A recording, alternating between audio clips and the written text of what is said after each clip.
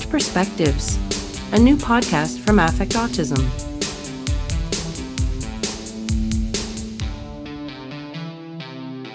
Welcome back to Parent Perspectives. I am excited this week to have a guest with me from parent support group that I facilitate through the International Council on Development and Learning. Cass Griffin-Bennett is back. You might remember her from the last edition of Parent Perspectives. She's in Washington State. She's an autistic mother of 2 autistic daughters. Thank you so much for doing this podcast with me, Cass.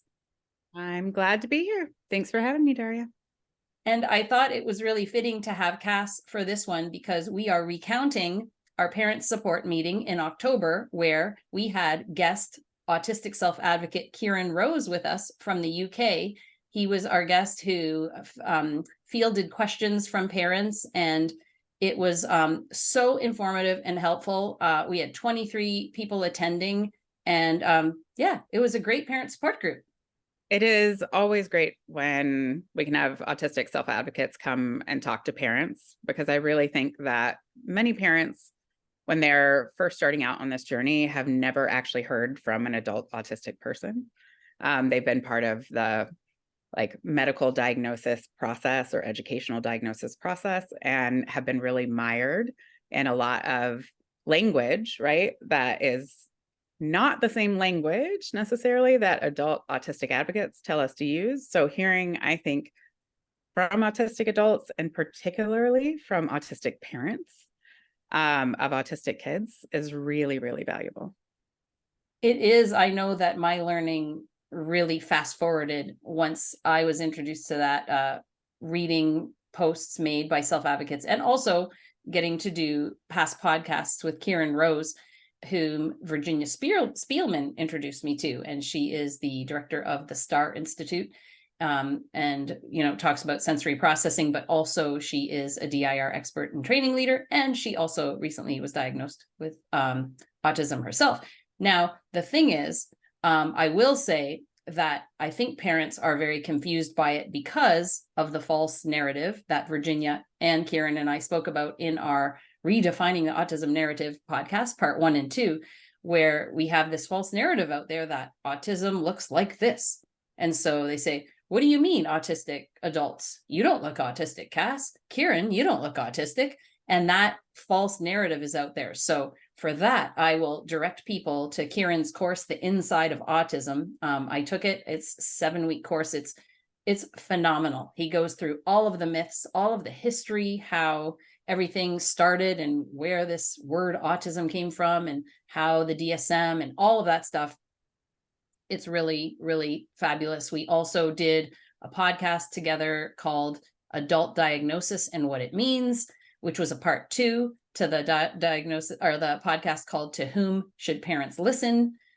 We did another podcast called Good Intentions, Creating Unseen Stigma, about this false narrative and how a lot of people that want to help autistic children, of course, their heart is in the right place, but sometimes they might be creating this unseen stigma. So let's dive in and hear what happened at our parent support meeting. So I started by reading a statement about my son that some parents might say in describing their children.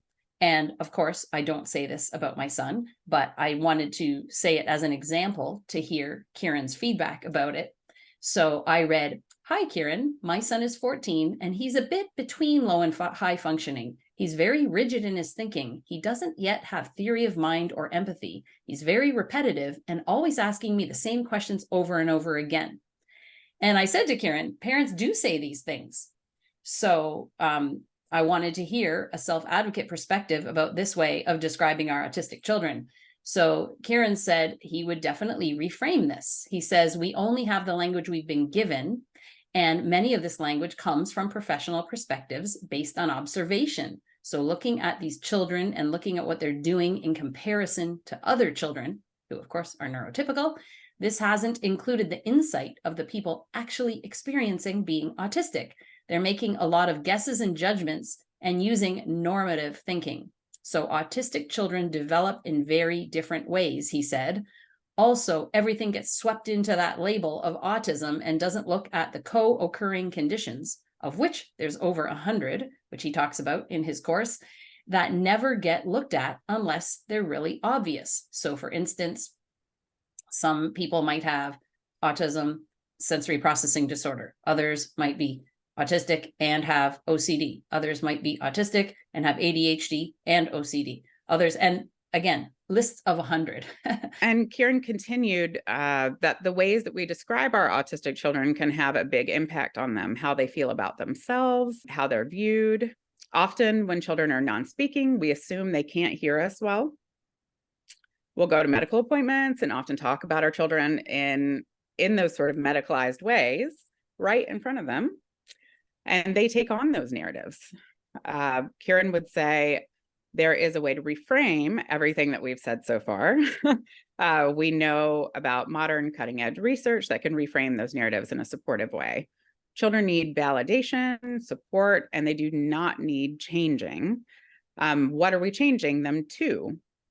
To what we think they should be, to not what their natural state is.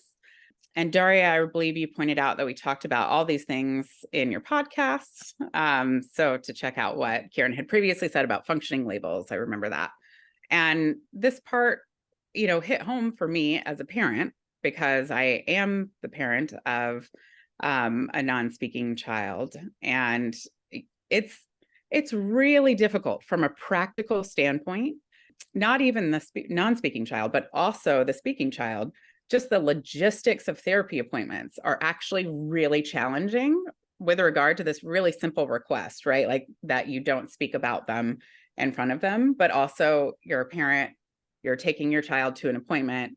You really don't have other moments to talk with that OT, to talk with that SLP about what's going on. So you have to get sort of artful about it, or you have to implement other processes. Like one of our OTs sends me an email after every time, right? And that's my opportunity to pop back if there's anything that I want to make sure I say, because you definitely have to sort of shift so that the kids don't take on only hearing about the hard things, right?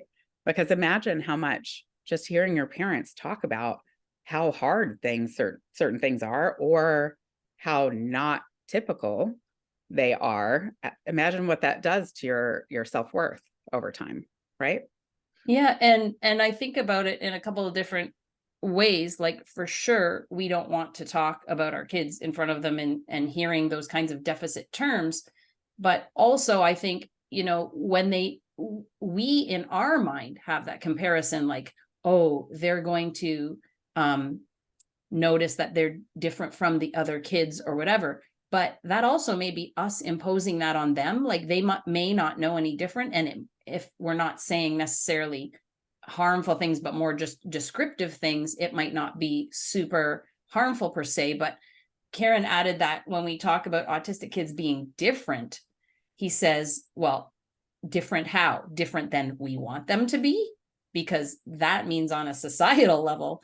But actually, if we're using different in the correct way, he said, there are reasons why autistic people might be repetitive, and that theory of mind can look different in autistic people. It's not that it's not there. And of course, I have a podcast with OT Maud LaRue on why theory of mind is developmental. So whether you're autistic or whether you're neurotypical, like a 2-year-old neurotypical kid does not have theory of mind yet. So it's developmental. It happens when it happens, but to have that idea that autistics don't have theory of mind is definitely false. So yeah, and it can be different between different people, and it's certainly culturally influenced, Kieran says. So yeah, very, very interesting. And I also want to say I've taken Kieran's course too, inside of autism, and I recommend it. I learned a lot. I'm autistic and ADHD, and I kind of thought I knew a lot of things, right? But Kieran's course, I think, has something for everybody, no matter where you're sort of starting at, for parents and professionals too. And he has so many different autistic people taking the course too, from all walks of life, from different age groups, from everything. Lots of practitioners come to get educated about it, and certainly parents, and many parents who then find out that they are also autistic, which makes sense because autism is genetic and our kids are like us. And so usually there's something neurodivergent floating around there in the genes. So yeah, then another parent was wondering, and this is a huge question, we get this all the time at parent support group, how to help prepare their child for surgery, because the child gets so anxious they'll literally vomit and pass out. And so Kieran explained that with his own child, they brought his daughter to a dentist appointment every 3 weeks and just sat in the chair. And then the next time they sat in the chair and waited and saw if it was okay to turn on the lights or turn them off, and turn them on and wear sunglasses. And then the next time they did something further. So the child needed the slow, steady drip of doing just a little bit each time, building up that sense of safety with the dentist. I know with my son, we did something similar. You have to find a dentist who is open to that and not impatient. Kieran would say he would not force an autistic child through it, or else it will provide even more trauma. And if the child notices that the people who are doing the surgery or the medical team, whatever, are actually slowing down and listening to them, then the child might actually surprise you. So Karen was wondering, is the surgery urgent? Can it wait? Can the child use other forms of communication in the meantime for speech? Using multiple forms of communication, even for children who can speak, can be so helpful. And that things will happen when they happen, and making those processes very slow and helping the child get used to it is really important. So yeah, I mean, if it's in a hospital setting, they can put in reasonable adjustments for disabled people. I think that's the law. And the child needs more supportive and relationship-based type approaches with these kinds of appointments, just to avoid that kind of trauma. So you can do all the work you want with your child, but what about the people that are actually doing the surgery? They're the ones that need to help and lower the stress for the child. So having that, and this is weird because in Floor Time, we talk about the inside out approach, which is something different than what Kieran said about this, which is it needs to be an outside in approach in this case, where that sense of safety needs to come from those people who are doing the surgery. The safety isn't coming from inside himself. It's those people around him that are doing the surgery that need to show him that he will be safe and reassure him. So it may not be a perfect fix and it might not work, but if they can at least put in that extra level of work for someone who is disabled. And the parent wondered, like, what about putting the date of the surgery on the calendar? But then, we say in some cases, like, okay, we want our children to be prepared and have the schedules and visuals to support them. But in this case, the child will see it on the calendar, even if it's months away, they're going to be worried and have this point of anxiety. And Kieran agreed. He said, this might be 10 steps ahead. And so let's instead have the conversations that the doctors think that this will help you. And what do you think about this surgery? And just kind of getting the child's feel for it. Maybe using role play in a playful scenario, doing play with characters or whatever way that they play will help the child contextualize. But beyond that, there has to be some responsibility from those doing the surgery. He just kept stressing that. So this was super helpful. And I think it helped and resonated with lots of parents.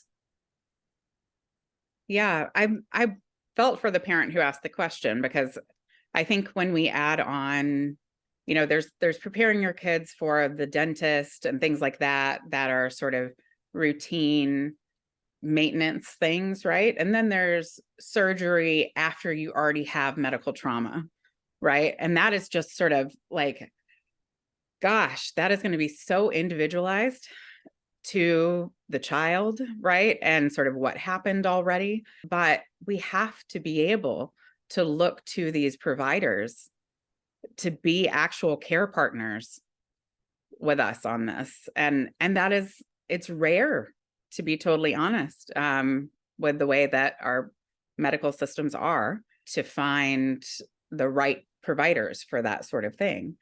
It's hard to find a dentist who understands that, right? Much less sort of the more complex situations.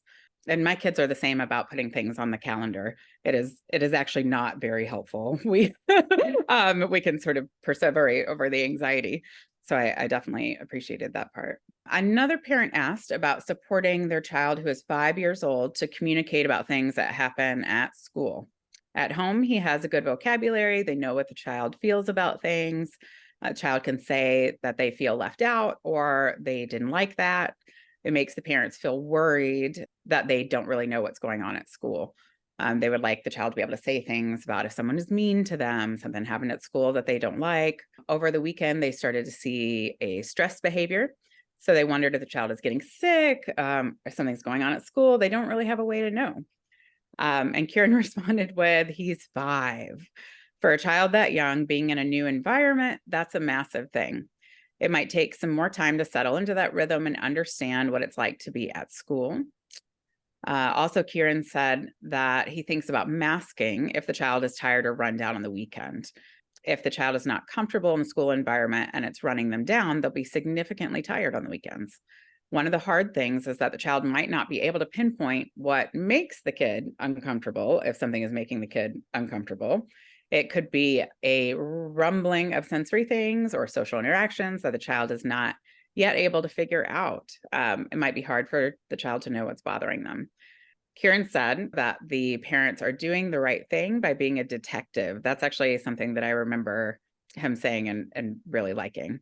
We suggested talking about how the child's body is feeling. Are there things that make the child feel like there are butterflies in their tummy, for instance? He also suggested having someone at school that the child trusts and feels like they can go to, a staff member who feels safe, even if they aren't together all the time. So not necessarily suggesting a one-on-one situation, but someone that the kid knows they can go to. It could be an avenue to make the child feel a little bit more comfortable at school. It will be important to help the child voice this as well. And these are things that we run into with both of our kids, right? For one, with my non-speaking daughter, I have a lot of anxiety about what's going on at school that I can't know about and can't really find out. And I always feel like I'm being a detective of some kind, right? But for my speaking daughter, who just turned 7, it's very similar, actually, right? Because kids of the age we're talking about have a hard time sort of talking about things that make them uncomfortable or things that are hard at school, or maybe they're just too tired to go into it by the time they get home. And so we are sort of always trying to find those right moments to talk about things with our older daughter. For us, nonverbal communication tools have been really helpful for that. My older daughter, who is 7, who does speak, right, is able to share, but she has a card that she really likes that allows her on one side to talk about, how I feel, and it has some feelings, and the other side says what I need. And so she's able to, ask for or tell us, like, I need to be alone. I need my weighted blanket. I need my noise canceling headphones, things like that. And it also has a spot on there that is, I need help. And that for us has been a really useful tool because she's able to access telling us that with her nonverbal communication tool much easier than she is to tell us verbally that. And that may not give us all the information, right, at all, but at least it lets us know that there's something to be a detective about, right? I love that. So.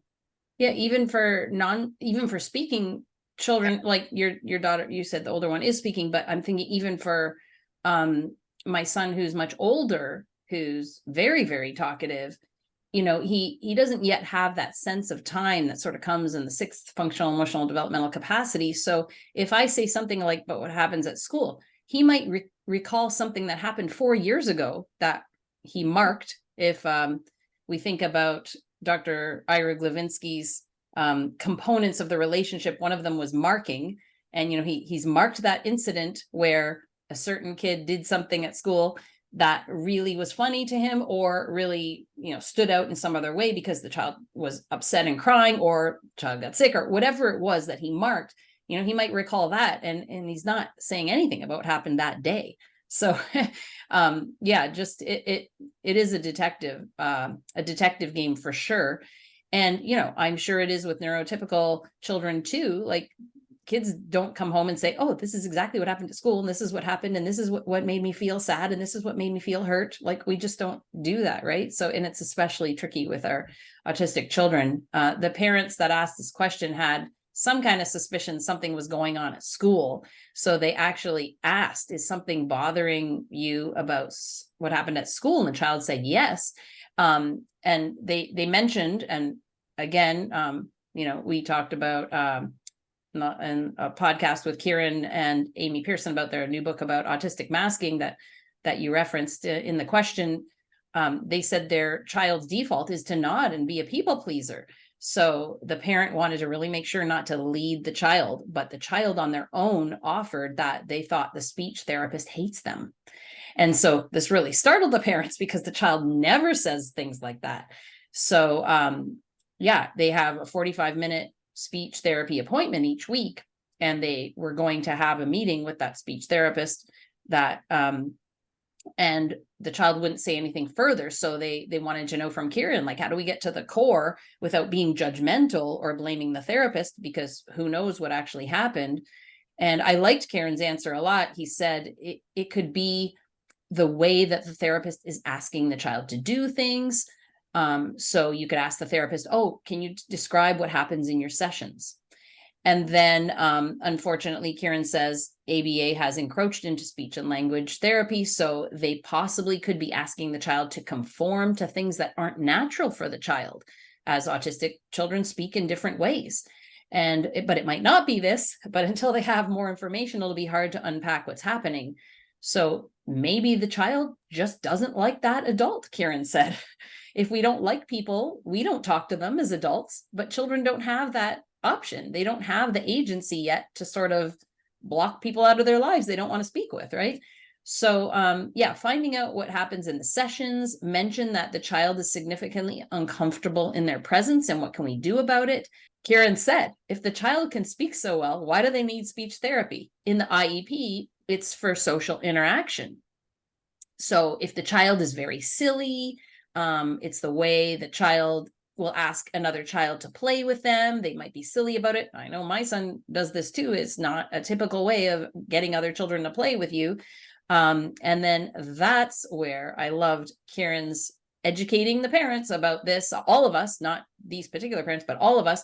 Kieran says there shouldn't be anything in the IEP, what is it called? Individualized education plan. In the blog post for today's Parent Perspectives, I'll have a resources box with a link to the podcast I did about IEPs with Jackie Bartell, an educator, about putting in developmental goals that the parents don't agree with. And this kind of thing seems to be a very normative goal. So the parents did say, yes, we've rewritten the goals for the benefit of their child, but they also do want their child to be able to interact with other children and know how to ask them to play. But Kieran says, well, the flip side of this is in social skills training, which that terminology makes me cringe. We tend to only focus on the neurotypical person and not on the autistic person. It actually takes two people to communicate. So it's not their child's problem necessarily. We can also inform the other children, this is how so-and-so communicates. And if the child came into the school, Kieran mentions, speaking a different language, there would be a common ground extended, but autistic children are essentially speaking a different language, so to speak, from a cultural lens, Kieran said. So the pressure shouldn't be on that child to change the way they communicate. The peers should also be taught to communicate with the child. So I understand that if, there's a school of 800 people and there's like, let's say, whatever, 80 or 90 autistic kids, yes, the majority are this way. And don't you want the minority to conform to the majority? But it goes both ways. Like, it can help everybody by learning how to communicate with other people and appreciate each other's differences. So yeah, Kieran was basically saying, let's validate the children's natural ways of communication before we start asking them to change to meet other people's needs. And of course, this is all just assumptions because we don't know what happened with the speech therapist and the child, but he's just speculating that these could be things to think about. It might be making the child uncomfortable to have to communicate in a way that isn't natural to them. Yeah, it's interesting. There was so much that he talked about during that I wanted to like pop in and be like, yes, yes, yes, that too, that too. That is a personal pet peeve of mine, right? Because the social skills trainings on one hand, you know, many of us know what it's like, adult autistics and being a parent, you know what it's like to either know your child really wants to fit in and they're having some kind of barrier to that happening and you want to help them. As an autistic adult, feeling like everyone else is sort of speaking a different language and I can't read the little cues that everyone else seems to get, right? There is, to me, sort of a balancing act that we have to do around destigmatizing the things that autistic people, many of us, not all of us, but many of us do as sort of a default, and the things that neurotypical people tend to do as sort of a default, right? And not placing more social value on one than the other, but helping us bridge that divide. Because I don't think he mentioned the double empathy problem during this part, but it's what I was thinking about because I believe his name is Damien Milton. Yep. Yep. Has research on something called the double empathy problem, which looked at that when autistics and neurotypicals are trying to communicate, there's disconnects, right? It does not, we end up with a DSM full of things that autistics are doing wrong in communication, right? And when neurotypicals and neurotypicals communicate, they tend to get each other, right? They tend to not have those big ruptures in communication. Turns out, though, when autistics and autistics communicate, we get each other. We don't really have those big ruptures in communication, right?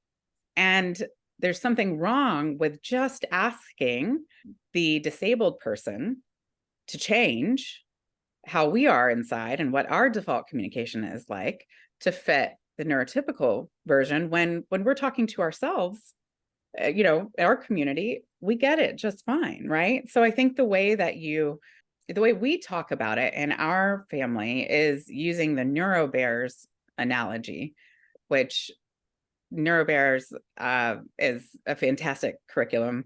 Well, it's by the woman who works with Kieran. She was in the Inside of Autism course that I took with Kieran as sort of a facilitator, monitoring the chat, different things, and she did create this curriculum where it shows with her autistic child. Yes. So, right. So like, you know, you have different kinds of bears, right? We have a polar bear, we have a brown bear, and we have a panda bear. They're all bears. Not one of them is not better than the other bears, right? Like they're just all bears. So using sort of biodiversity as a analogy for neurodiversity, I think really works for kids because it's something they understand, right? And of course they understand that polar bears or brown bears are not better than polar bears. They just have different needs because of their natural climate, right? You might say that autistics have a lot of trouble in school because that environment, I'll tell you what, it was not made for polar bears, right? It was made for brown bears. And you could argue that maybe not even that, but that's not the argument we're having right here. So sort of how can we take all of the value judgments that we place on that miscommunication away and just very plainly speak? But that requires a destigmatization of being autistic and an understanding and a self-awareness that many folks are just not ready to necessarily have, right? So you still find these just really outdated social skills trainings. And I think I did mention this in the past few times, but Autistic Self-Advocacy Network has a gala every year, and it was in November this year. In the past years, it's been in October, different times. And I can't remember if it was in 2020, but one of those years they had this fabulous session, and it was on YouTube, but I looked for it again and it's not there anymore. And I wish I could hear it again, but they were basically talking about neurotypical communication and all of the things that can go awry with neurotypical communication in the same way that neurotypical medical model talks about autistic communication, like, oh, they're repetitive, they're black and white, they're this and that, like those stereotypes. They gave exactly similar examples for what neurotypicals do. Like, how come neurotypicals say, how are you? But they don't really want to know, how are you? It's small talk. That's a simple example. Some of the other examples were way more like poignant and clever, and like it was so good. It was so good. I was like, totally accurate, like totally accurate.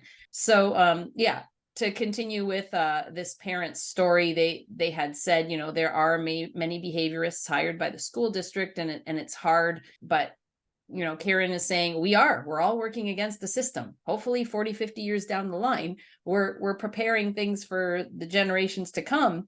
But we can only focus on what we can control. We can't control the system. So there are hard changes as to whether the child should leave that system. Some parents do choose to homeschool, but everybody doesn't have that opportunity. So we are empowered as parents more than the professionals, because especially when we're informed about this kind of stuff, we actually do know more than them. And so we need to change a lot of the people to break the system. So the more we can educate people in the system. So to try and let's try and get the teacher to form a relationship with their child that will override those IEP goals. And so it may not be that speech therapist, it might be the teacher, it might be someone else. Karen says that should all be relationship based, getting to know the child first before any goals are set, because we need to know each individual child. And of course, we talk about that in DIR, the I for individual differences. And the child should be part of making these goals too. Now, again, depending on where they are developmentally and how young they are, like, how are you going to ask a 4-year-old, for instance, about goals? But they certainly can have some ideas that you can involve them in. And I commented also how unfair it is that it's so exhausting for parents to constantly have to advocate and fight for our kids to be treated with respect. It's just not fair, but so goes it. There's sort of a tone around, I was thinking more about what we were just talking about. Once a child is part of goal making, say it is a goal of theirs that they want to increase their normative social skills, right? That is a totally different situation than us forcing it on a child who does not yet have that desire, right? Yes. Because when a child says, like, I do want to increase my social skills, you can have conversations that are very matter of fact. Many people think that if you don't make eye contact with them, it's not a very polite greeting. You and I both know that we can look anywhere we want and it's still a polite greeting and it's fine. But if you're wanting to sort of up your normative skills, that is one thing that can help. That said, you also have to be cautious in taking care of your own body, because when we try to take on so many of these normative practices and they don't come naturally to us, that is called masking. And when you do that over and over again, it takes so much internal energy to maintain that it can be really hard for your body. So you need to, we need to be talking about that at the same time as we're talking about normative social skills with these kids. Yes. And sort of on that same topic, I remember a parent commented that their child is obedient and compliant at school, doing whatever they were asked to do. The child is non-speaking. At home, the child tries to have more fun, throwing things, pushing, other destructive things, but in a fun way. The child is excited. They made a room in the basement where the child can throw and calm down. It's like they have two different kids when they compare the child they have at home and the child being reported from school. For instance, the child doesn't like to wear pants at home, and likes to do the things the child isn't supposed to do at school at home, right? And I remember actually laughing at the pants example because I have a child who is non-speaking who at home, at anywhere but school, will not wear pants. But and I was very concerned about her starting school because I was like, man, I got to get this child in pants. And I was very, very nervous about it. And at the beginning of school, I just explained to her again, she's non speaking, but I was like, so pants, I know you don't like them. They are part of school and you got to wear pants at school. And I was shocked because you know that that child wears pants at school every day without a single problem. I stressed for 6 months, Daria, about that simple, small thing. And I was so scared of it, right? And then my child really surprised me. So the pants example, like, touched me because I was like, oh, yep, I know that.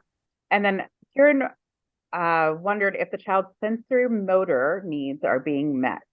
Movement, throwing, pushing, child is seeking a lot of sensory input. The flip side of it is that the different behavior at home than at school could be that he's suppressing that all day. And then when he's feeling safer, it comes tumbling out in a way that might feel impulsive to the parents who are seeing it happen, right? He suggested two things. An occupational therapist might help figure out if there's stuff at school that could be done to get that input while in school. He suggested having a conversation with the school to see if the child's needs are being met. The child might be suppressing all of the needs for movement at school, so they are masking. And then that pent up movement comes out at home.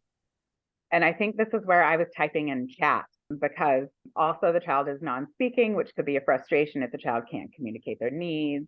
How can they help their child communicate their needs?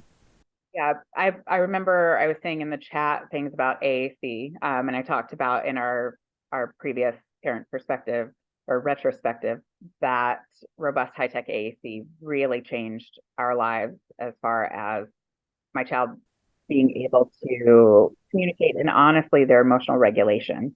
So my first thought when that parent was talking was AAC. And then my thought was also what he was talking about the masking and about how hard it is for our kids to keep it together, right? With all of these expectations that do not come naturally to our bodies all day.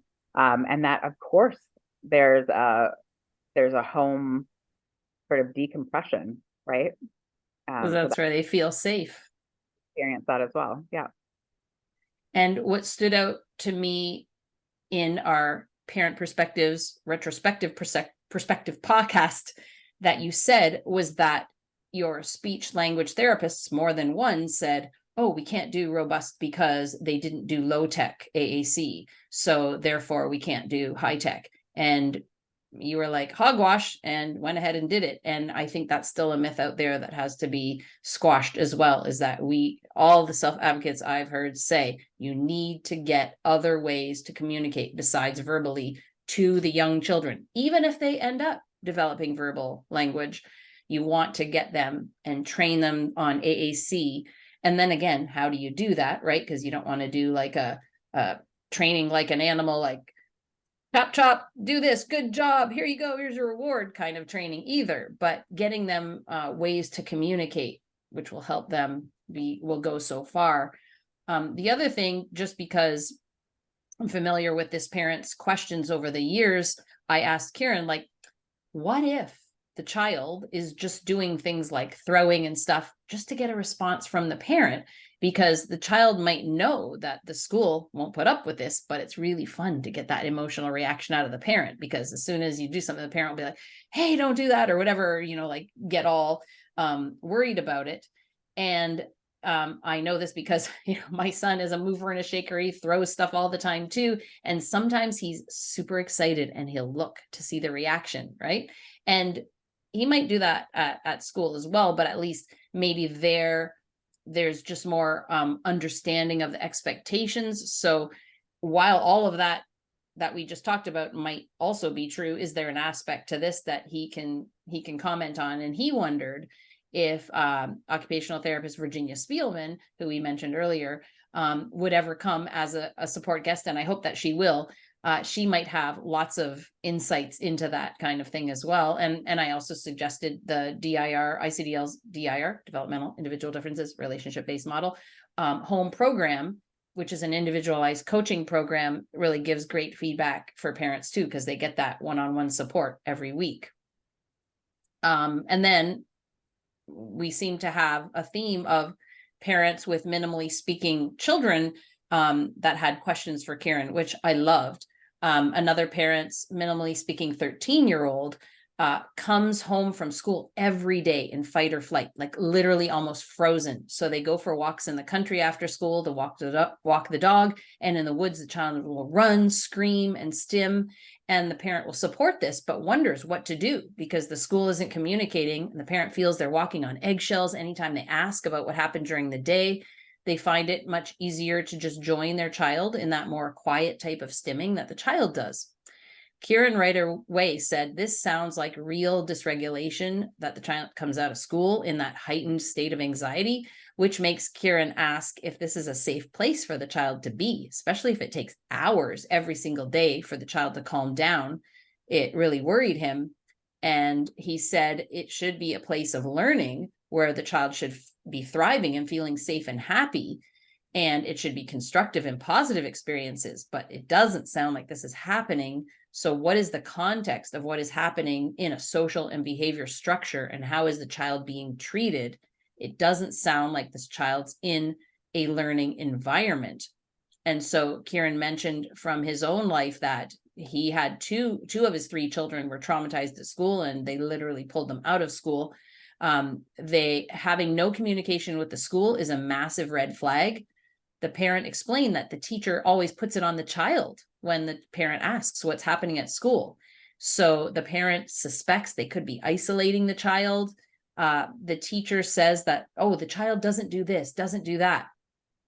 The parent has to be very diplomatic about it because they don't want to make it worse. But Kieran says, you shouldn't have to feel like that. Like, you have the right to know what's happening in that building with your child, what's happening at lunchtime, what's happening at break time.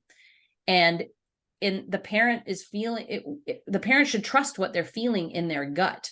And that's a good compass of what's happening. So how do you approach the school? And if it's not approachable, thinking about is this the right school? And this is a tough one because we have lots of parents talking about this all the time. And of course, all the parents don't have the luxury of pulling their children from school and homeschooling. It is a massive, massive undertaking to find a new school for your child.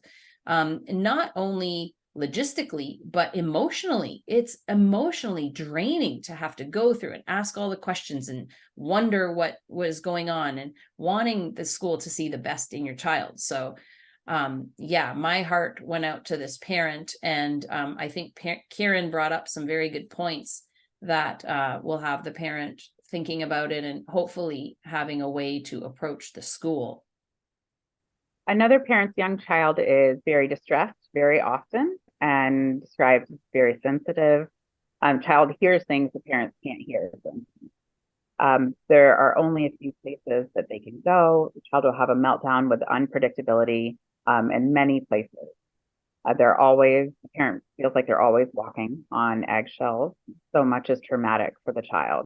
The only way they can run errands is have one parent occupy the child so the other can go. School is just not an option. They are just trying to make it work. They're on a single income, and it's very challenging. The child has extreme separation anxiety. The parent gets no break. And the parent was wondering, should the parent get help or accept that this is their reality and maybe it will change one day? Everything is ABA around them. Nobody knows gentle parenting. They've tried many things, but everything is just so difficult. They are trying to give the child as many positive experiences as they can. The child loves stop signs. They visit stop signs. Sometimes even just turning off the car sets the child off. They just want their child to be happy and safe, which was a very relatable question. Kieran said that he sees that parents have very little autonomy in the moment. There is empowerment in making the best of what they have rather than lamenting about what could be. It's the hard thing about having a disabled child in any way. You recognize that your life might not be what you thought.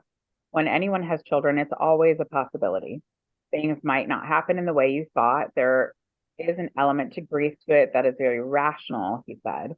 It's a process. It would be empowering to look at what you do have. You have a strong relationship with each other and a child you adore, Kieran told the parent. These are two priceless things. Take stock of that first. Yes, there are many frustrations, but there's also positivity. Pull back on the expectations. The child has a lot going on, and things won't always be that way.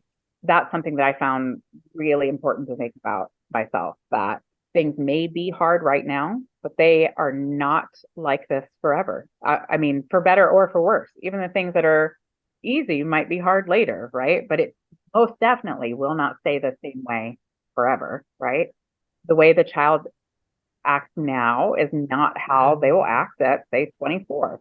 It sounds like the parent is doing all of the right things, putting the right things in place, such as finding safe spaces, going to the child, keeping the child safe, and one day trying something different. One day that child will surprise them. That will happen. Things will change without the parent even realizing it. In 3 or 4 years, you will wonder how you got there. It sounds like your gut is telling you that this is the right thing to do, he said. It's taking pressure off of yourself. Let's not think about what might have been or what others have. What you have is pretty special and you're doing great. Yeah, I loved that. I loved that. It really speaks to that whole journey that we go on. Dr. Robert Nassif talks about ambiguous loss, where we have to deal with our own grief and accepting that things are not the way we thought they would be. And that, yes, if we have a child with a disability, it can be very stressful, but we can't put that on the child. And so Kieran's saying, like, really accept the child for who they are. You're doing all the right things. You love this child. You want to give the child happy experiences. Sounds like it's great. And just know that it's not going to be like this forever. So I loved that sentiment. I will put a link to that podcast on ambiguous loss in the resources. And I will say, I get a little triggered when I hear the grief narrative.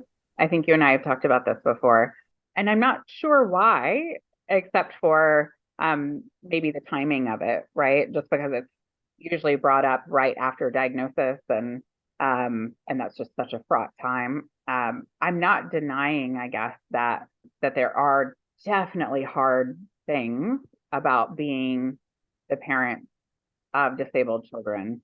But I will say it's my experience that by far the things that are hardest about it are the systems. They are not the child, right? So I grieve that, you know, I fight with school stuff constantly, right? But I'm not grieving that my child doesn't just fit in school. I'm Oh, for grieving sure. school is the way it is, right? And those Yeah. are different, somewhat different in my brain. Yeah. And I think the issue in this case was that this child is sort of still preschool age, but literally melts down constantly with almost everything that happens, and yet they're doing everything they can for this child. So like, what's going on? Like, why is this child so distressed all the time? And they're just exhausted and they're drained, and they're on a single income because of having to care for this child, and they're just like, is it always going to be this way? Like, this is really hard. And Kieran was just saying, like, really take stock of all the positives. Like, you love this child, he loves stop signs. You go and you do all these fun things, and keep doing that and focus on that, because the other things, a few years will pass by, you'll look back and you'll be like, oh my goodness, we really came far. I think all of us can relate to, although all of our kids may not have as high support needs as these parents' child, maybe we can all relate to situations where, especially when our kids were babies, we were like, oh my goodness, like, what is going on?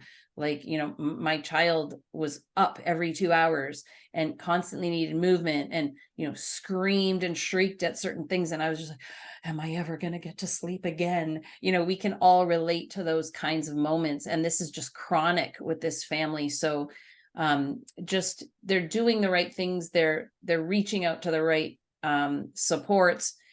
just trying to get breaks for each other, and just it's hard.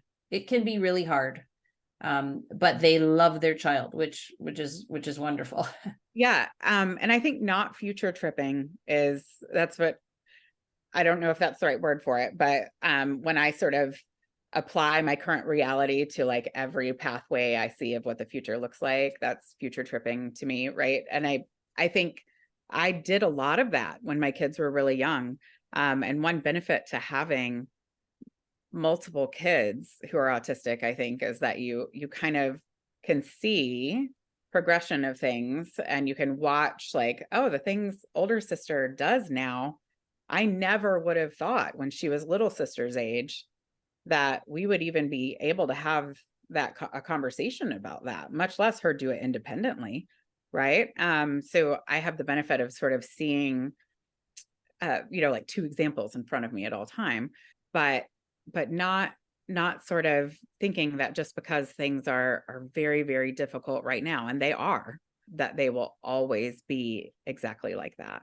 Another parent piped up and suggested they have something that vibrates to have the child hold when they turn off the car, so the child can deal with the car turning off, which is really smart.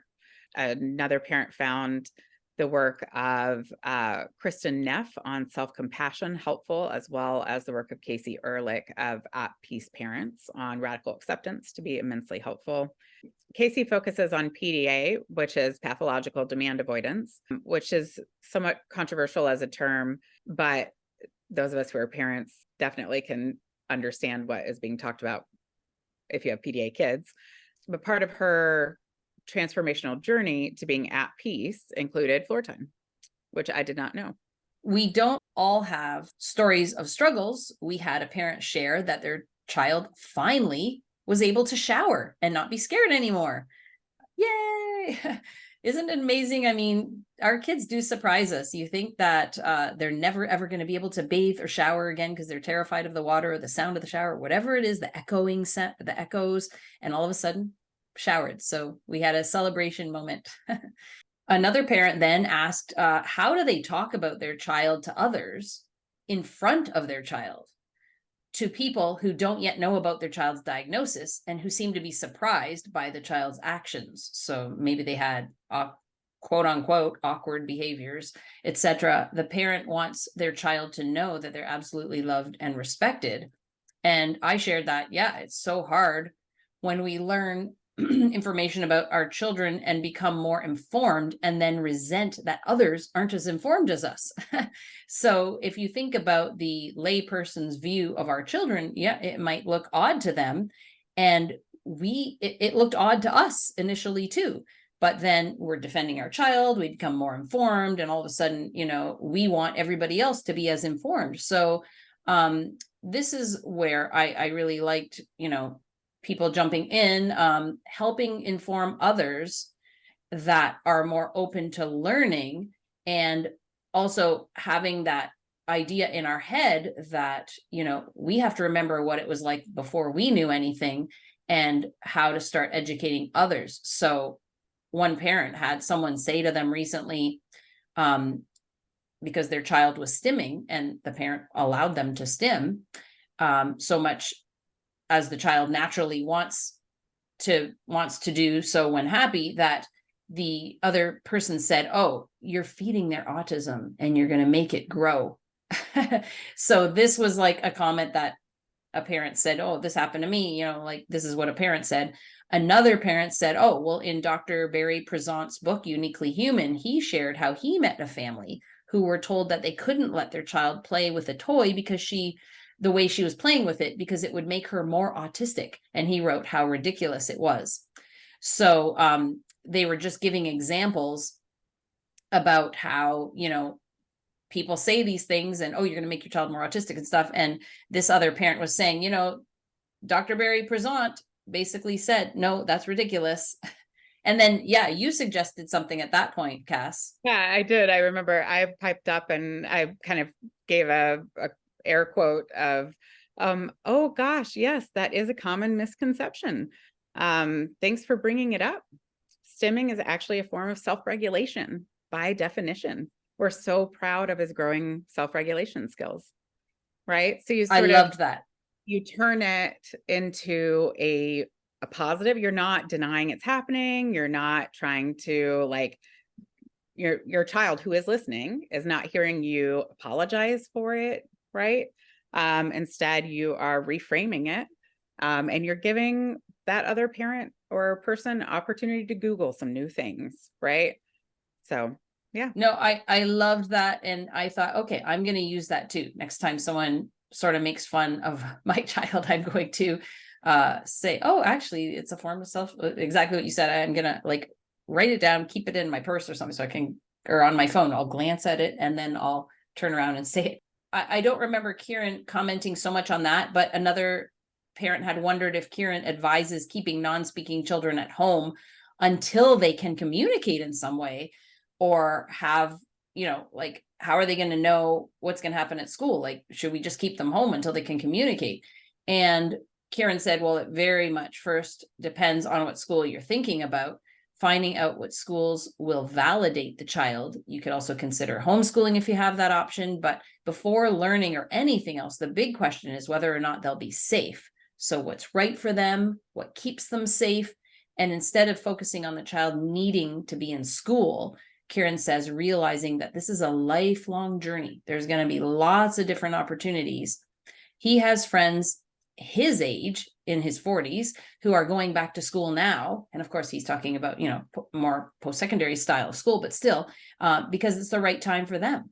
And, most people do that in their early 20s. So the right things happen at different times was his point. And just take those normative expectations off of you was Kieran's sort of final word. It was such a refreshing, wonderful meeting, that parent support meeting with Kieran Rose as guest. So we were so grateful to have him, and we thanked him. And thank you, Cass, for helping me recount that parent support meeting today on our Parent Perspectives podcast. I'm happy to be here. And honestly, I was so busy in the chat through a lot of that it was really nice to sort of be able to go through it again with you.